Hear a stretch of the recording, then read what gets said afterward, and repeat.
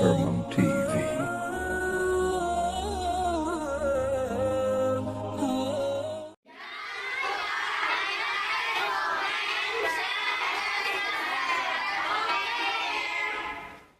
Alhamdulillah, assalatu wassalamu ala rasulillah wa ala alihi wa sahbihi wa mawalah, wa la hawla wa la quwwata illa billah.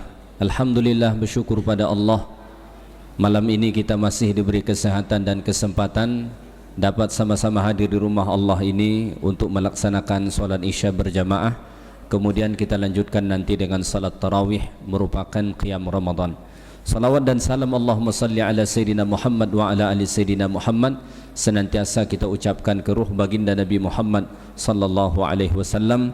Mudah-mudahan dengan kita banyak bersalawat kepada beliau, kita akan memperoleh syafaatnya nanti di akhir kelak. Amin ya rabbal alamin. Bapak Ibu kaum muslimin dan muslimat, jamaah yang dimuliakan Allah Subhanahu wa taala. Adik-adik, tolong fokus mendengar ceramah Ustadz malam ini, karena Ustadz dititip ada 2 amplop ya. Adik-adik fokus mendengar ceramah Ustadz malam ini. Ustadz dititipin 2 amplop. Jadi malam ini yang dapat amplop bukan cuma Ustadz, tapi ada 2 nanti akan dapat ya. Baik, dengar bagus-bagus ya supaya dapat hadiahnya nanti insyaallah ya.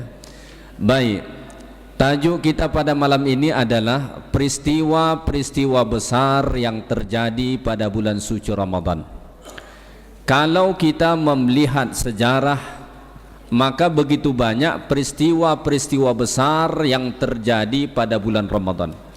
Ini tentu mengisyaratkan bahwa Ramadan itu bukan bulan bermalas-malasan, bukan bulan tidur-tiduran.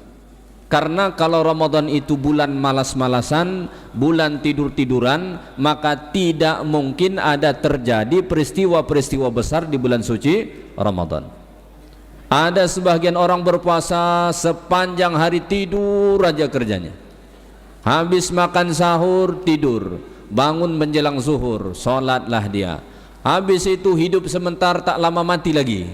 Bangun-bangun asar, menjelang berbuka puasa mati lagi dia.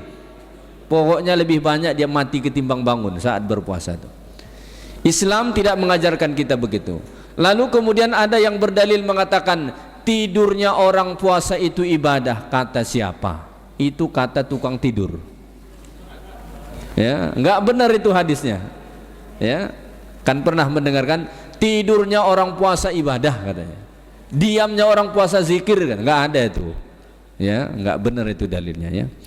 Baik, apa saja peristiwa-peristiwa besar yang terjadi pada bulan suci Ramadan? Yang pertama, ini yang paling besar, kata Syekh Wahbaz Zuhaili rahimahullah, peristiwa terbesar dari seluruh peristiwa yang ada adalah pada bulan Ramadan diturunkan Allah Al-Quran. Oh, itu bukan peristiwa main-main, itu peristiwa yang sangat besar itu. Bayangkan kalau tak ada Quran sekarang, kira-kira hidup kita seperti apa? Seandainya Allah tidak turunkan Al-Quran buat pertama kali pada bulan Ramadan itu, kira-kira model hidup kita sekarang seperti apa? Masjid ini tak akan tegak, kita tak akan begini penampilannya, kita tak akan menyembah Allah.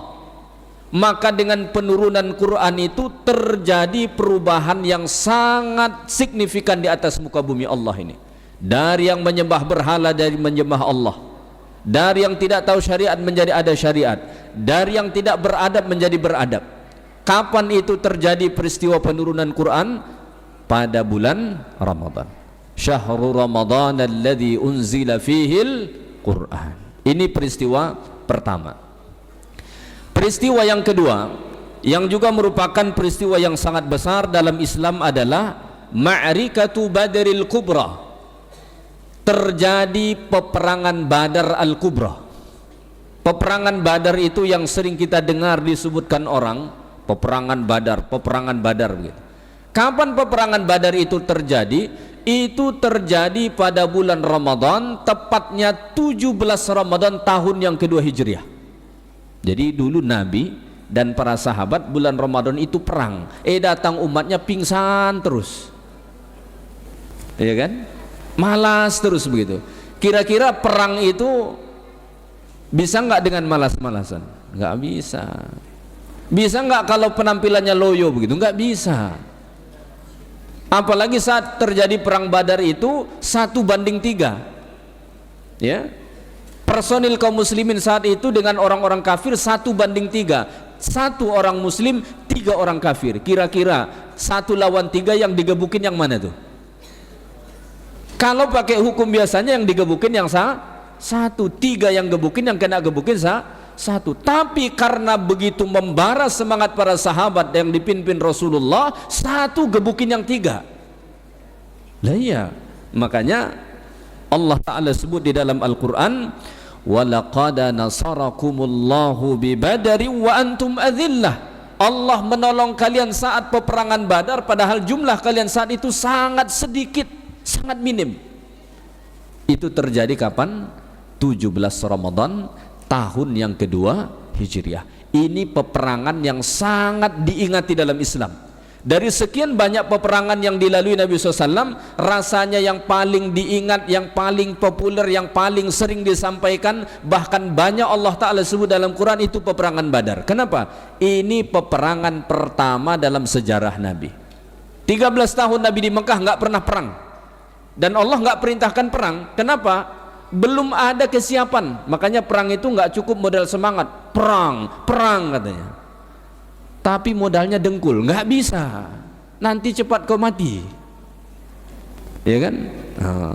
Nggak bisa. Makanya dalam Quran itu kata Allah, wa'iddu lahum mastata'tum min quwwah. Kalau mau perang siapkan kekuatan dulu. Makanya 13 tahun di Makkah itu nggak ada perang. Kalau Nabi disakitin, apa kata Allah? Wasbir, sabar. Tapi setelah hijrah ke Madinah, komunitas kaum muslimin terbentuk, kekuatannya terbentuk, sudah mulai terorganisir, maka disakiti oleh orang kafir, fight, maka perang. Sejak itulah kemudian ada peperangan. Pertama kali perang Badar itu terjadi pada bulan suci Ramadan, tepatnya 17 Ramadan tahun yang kedua Hijriah, bersamaan dengan tahun Allah perintahkan puasa Ramadan.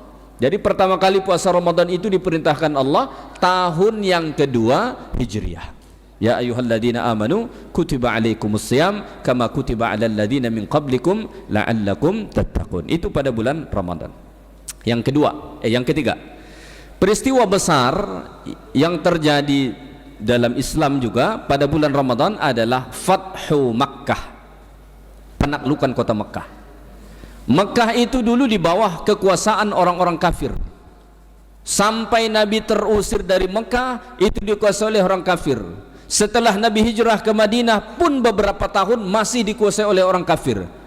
Maka sekitar tahun yang ke-6 dan ke-7 Hijriah, Nabi mencoba masuk ke Mekah, belum bisa masuk, ya, belum bisa masuk.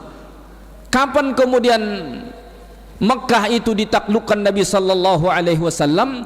Pada tahun yang ke-8 Hijriah. Setelah 8 tahun Nabi hijrah ke Madinah, Nabi datang membawa ribuan tentara ke Mekah, maka tahun itulah baru kemudian bisa ditaklukkan. Penaklukan itu kapan terjadinya? Pada 20 Ramadan tahun yang ke-8 Hijriah. Pada 20 Ramadan tahun yang ke-8 Hijriah. Ya. Itu kalau lagi-lagi kalau puasanya tidur-tiduran, loyo-loyoan, lesu-lesuan, bisa nggak kira-kira ditaklukkan Makkah itu? Nggak bisa. Idza jaa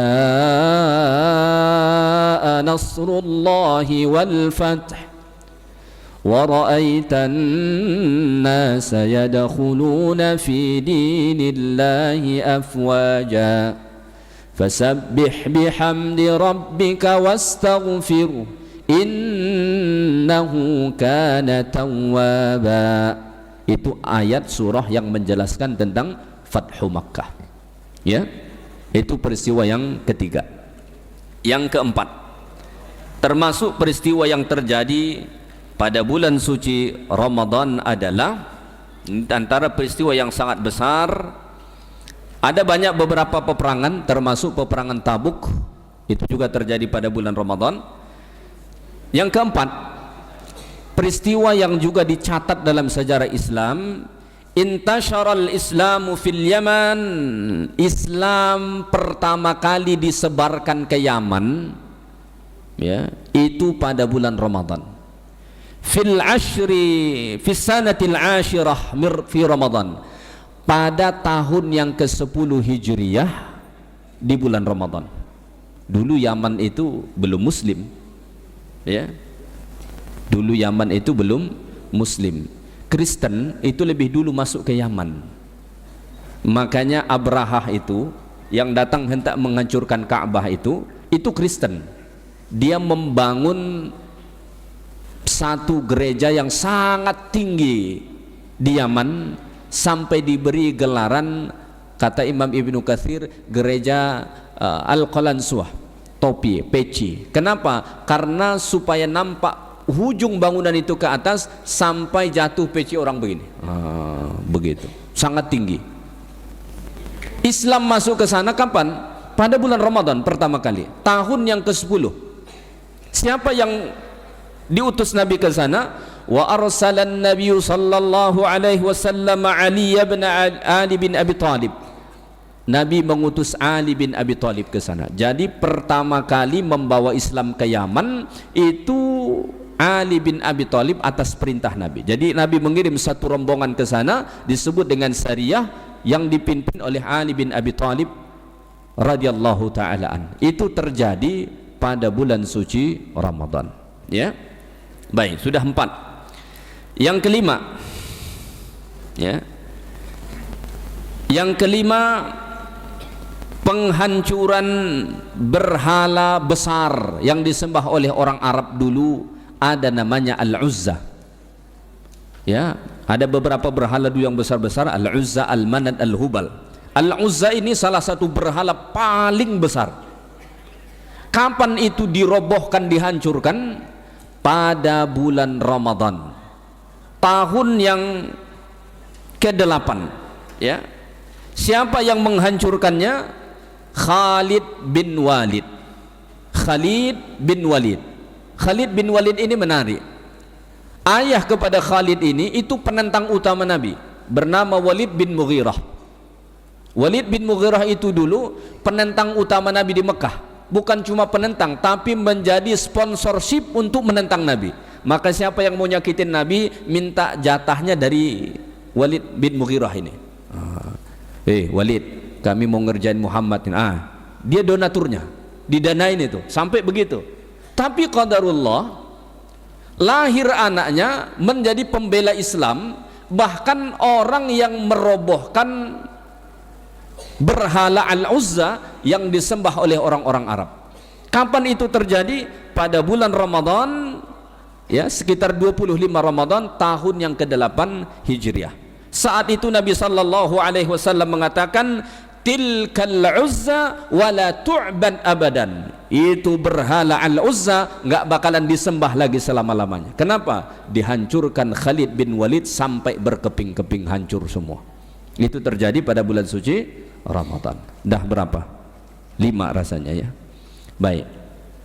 Yang ke-6. Saya kasih 7 aja nih. Adik-adik jangan salah nomor, ya. Ini ada amplop nih menunggu nih. Yang ke-7. Baru yang ke-6, ya. Yang ke-6, ya. Kejadian besar juga yang terjadi pada bulan Ramadan. Nabi didatangi kelompok Bani Thaqib dari Taif. Untuk apa? Untuk masuk Islam. Salah satu sejarah Nabi SAW yang cukup populer, dulu Nabi pernah ke Taif. Sekarang orang kalau umrah banyak pergi ke Taif, karena Taif itu berada di perbukitan cantik begitu, ya. Dulu saat Nabi pergi ke sana, Nabi disakitin. Aisyah itu pernah bertanya kepada Nabi SAW. Kata Aisyah kepada Nabi, hal ata alaika yaumun kana ashadda min yaumin Uhud. Kata Aisyah kepada Nabi, wahai Rasulullah, apakah ada hari yang paling berat dalam hidupmu selain dari hari kekalahan di peperangan Uhud? Karena kita tahu saat terjadi peperangan Uhud, kekalahan kaum muslimin begitu telak, banyak sekali yang terbunuh, termasuk Nabi SAW pun berdarah-darah saat itu. Itu hari yang sangat berat. Aisyah bertanya, ya Rasulullah, apakah ada dalam sejarah hidupmu yang paling berat selain daripada hari kekalahan di peperangan Uhud? Kata Nabi, ada. Kapan itu? saat saya pergi ke Taif hendak meminta tolong kepada Bani Thaqif, tapi malah mereka melempariku dengan batu, melempariku dengan kotoran, mereka menghinaku, mereka merendahkanku. Itulah hari yang paling sedih dalam hidupku, kata Nabi. Sampai-sampai saat itu apa? Datang malaikat penjaga gunung ke Nabi sallallahu alaihi wasallam minta izin. Kata malaikat itu, wahai Muhammad, saya ini utusan Allah. Nih, saya malaikat penjaga gunung ini. Jadi ada malaikat khusus tugasnya patroli gunung ke gunung. Ya. Kata malaikat itu ke Nabi, wahai Muhammad, saya ini utusan Allah ini. Saya penjaga 2 gunung besar ini. Apa yang kamu minta? Seandainya kamu ingin supaya saya timpakan ini kepada mereka, saya akan timpakan, kata malaikat itu. Tapi apa kata Nabi sallallahu alaihi wasallam? Tidak. Walaupun pedih, walaupun sakit, Nabi enggak mau. Kalau kita mungkin tambah 4 gunung lagi, mungkin kita bilang begitu kan? Nabi enggak. Apa kata Nabi? Bal arju ay yukhrijallahu min aslamihim man ya'budullaha wahdahu wa la yusyriku bihi syai'a. Saya tidak mengharapkan kau timpakan gunung besar itu kepada mereka, tetapi saya berharap mudah-mudahan dari tulang-tulang sulbi mereka Allah Ta'ala keluarkan anak-anak mereka yang akan menyembah Allah Subhanahu wa Ta'ala. Itulah hebatnya Nabi SAW. Ya. Lalu setelah peristiwa yang sangat pedih ini, datanglah mereka kepada Nabi sallallahu alaihi wasallam pada tahun yang ke-9 Hijriah. Datang kepada Nabi kita sallallahu alaihi wasallam hendak masuk Islam. Dan saat itu jugalah dibinasakan satu lagi berhala besar yang disembah oleh orang-orang Taif yang bernama Al-Lata. Yang tadi Al-Uzza, yang ini Al-Lata. Tahun yang ke-9 Hijriah pada bulan suci Ramadan.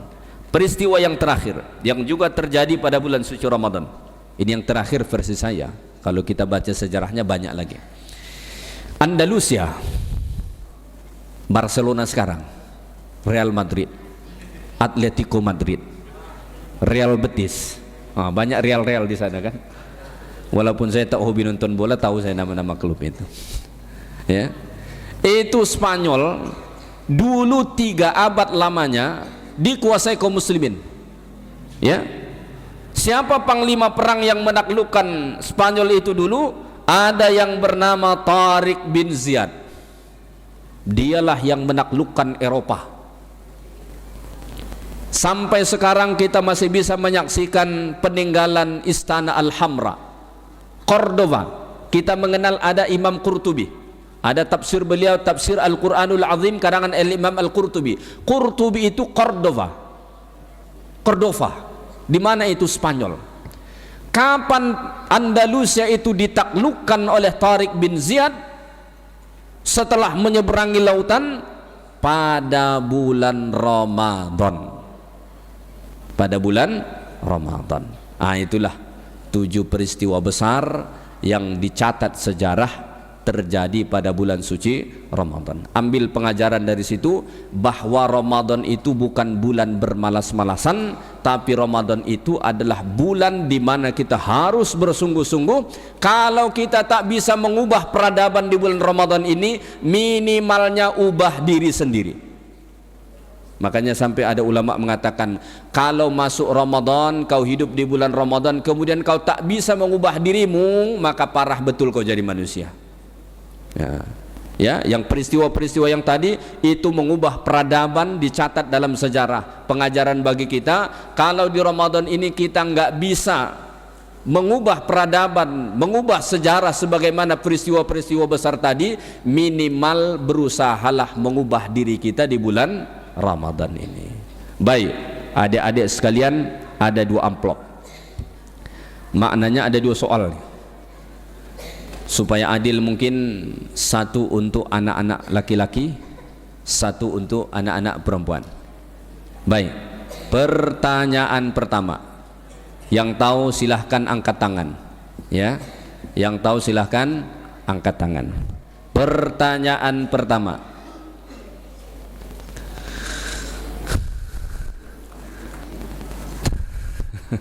Pertanyaan pertama. Fathu Makkah, penaklukan kota Mekah, kapankah terjadi, tanggal berapa, dan tahun yang keberapa?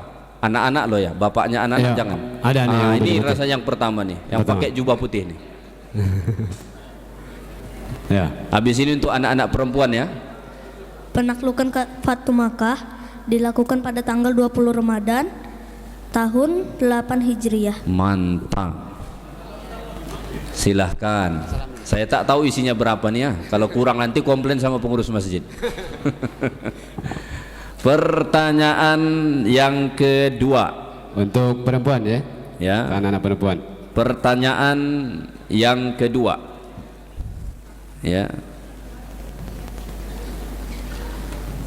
Pada tahun yang ke-8 Hijriah, pada bulan Ramadan, tahun 8 Hijriah, bulan Ramadan, berhala Al-Uzza dihancurkan. Siapakah nama sahabat atau tokoh yang menghancurkan berhala Al-Uzza? Rasanya yang pakai jilbab hitam yang putih-putih di sini pertama. Itu, Budi. Itu dia. Silakan. Siapa nama tokoh yang menghancurkan? Ya. Apa jawabannya? Sebelah sini. Khalid bin Walid. Benar. Tafadhali, silakan.